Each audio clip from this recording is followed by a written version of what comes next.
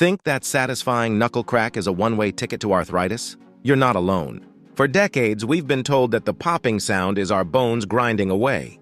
But science tells a very different story. That crack is actually the sound of nitrogen gas bubbles bursting within the fluid that lubricates your joints. Still not convinced? Meet Dr. Donald Unger.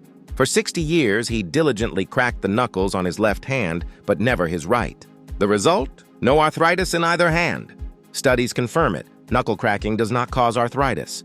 So while it might annoy others, your joints are safe. Ready to bust more myths? It's time to ditch the myth.